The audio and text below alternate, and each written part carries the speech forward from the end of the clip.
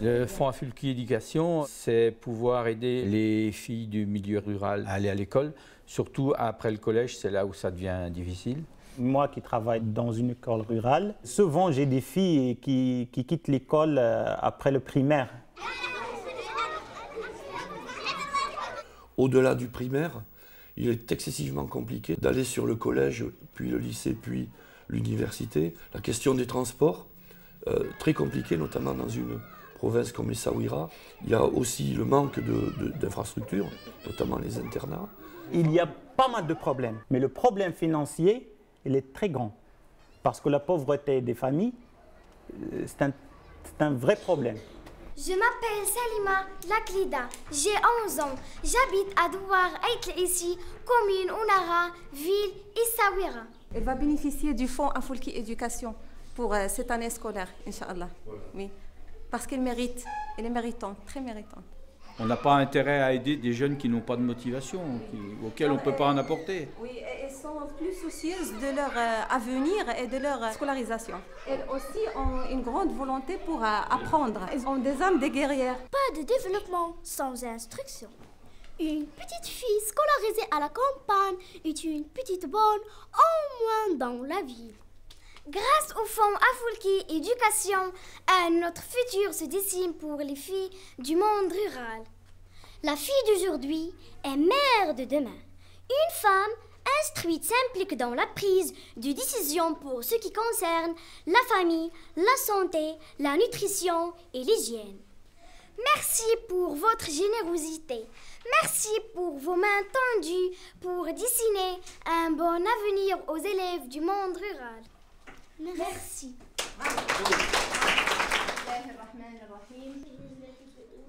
Ça pousse en avant les autres. Ils essaient d'intensifier leurs efforts pour qu'ils aient le même sort que les autres filles qui ont déjà bénéficié du fonds. Et ça nous donne encore envie de redonner encore plus. Et la caresse du vent et le bonheur de vivre. Le fonds Afulki Éducation, il est là pour inciter en fait les familles à permettre à ces filles de continuer leurs études au-delà du primaire. C'est d'aider ces jeunes filles à pouvoir sauter le pas entre le primaire et le secondaire, qui sont des milieux bien différents, qui font peur souvent aux familles. Et on se heurte parfois à l'opposition des familles dans ce domaine. Moi, les parents, je leur donne raison. Il faut vivre la vérité. Le vécu, il est dur. Moi, ma fille, je ne peux pas l'envoyer au collège, même s'il est à 10 km. Si je ne suis pas totalement convaincu qu'il est en sécurité. L'idée, c'était d'aider un peu les familles à décider d'envoyer leurs filles au collège et au lycée et pourquoi pas ensuite à l'université. Les rénovations d'école, en plus d'avoir un cadre plus beau, ils ont réussi à nous créer des liens avec les familles des Douar. C'est ce qui a fait la réputation d'Afulki. Les familles maintenant sont devenues plus soucieuses du sort de leurs filles. Avant, ils étaient condamnés après la 6e année de rester dans le cocon familial. Le FAE, c'est un grand pas qui peut aider les familles à laisser leurs filles poursuivre les études.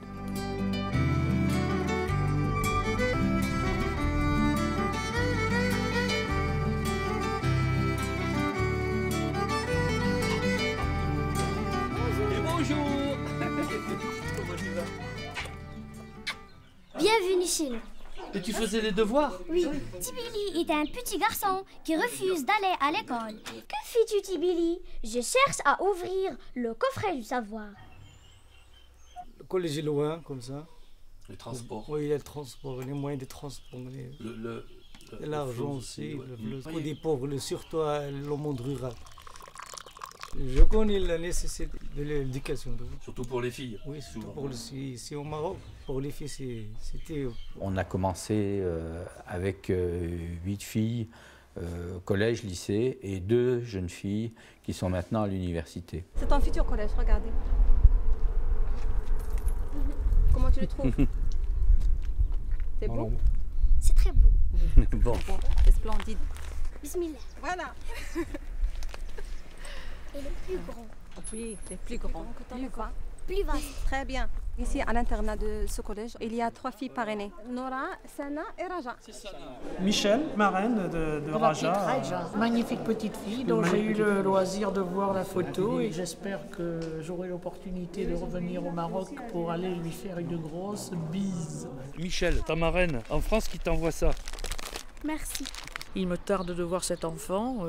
Moi, faire de l'humanitaire, je ne connaissais pas. Je ne sais même pas si c'est de l'humanitaire, ça va être du cœur à cœur. Les moyens de communication sont assez compliqués tout de même, mais dans la mesure du possible, essayer d'établir un vrai lien humain entre le monde rural d'Essaouira et puis la France. Je ne peux pas exprimer ce que ça représente, mais pour moi c'est énorme. Ça marche bien à l'école, les notes, tout ça? Oui. Formidable. Apprenez bien et faites attention. Au revoir. Le parrainage, ça se passe vraiment très bien, puisqu'aujourd'hui, il semble qu'on ait plus de parrains que de filleuls à aider. Et ça, c'est évidemment une joie de pouvoir le dire. Ce fonds Afulki va en grandissant. L'objectif annoncé lors de l'AG de 2012 était de soutenir 150 filles pendant 15 ans. Il ne s'agit pas de dire à des gamines, on va vous aider demain, mais il faut les aider aussi après-demain. C'est un véritable engagement, jusqu'à ce qu'elles aient un métier ou un diplôme leur permettant d'être reconnues. Une reconnaissance de sa qualité de femme. Et il faut la gagner au Maroc. Alors voilà le diplôme qu'on remet à Anan pour son entrée en tant que bénéficiaire du FAE et avec nos félicitations. Tiens. Voilà le même diplôme pour Abla, qu'on est content de lui remettre. Ça fait vraiment plaisir parce que les deux filles, elles ont raté l'école l'année dernière. On a réussi à convaincre les filles et leurs familles grâce à la présence de l'FAE. Donc sans l'FAE, ce serait peut-être un autre sort pour elles.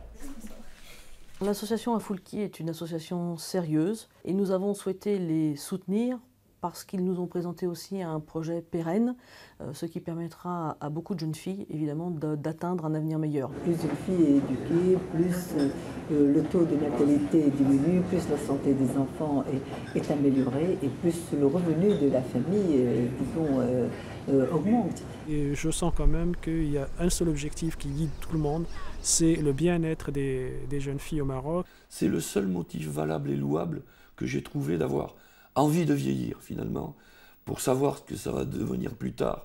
Pourquoi pas accueillir chez nous une jeune fille qui sera médecin, professeur des écoles, ou avocat, ou ministre, pourquoi pas.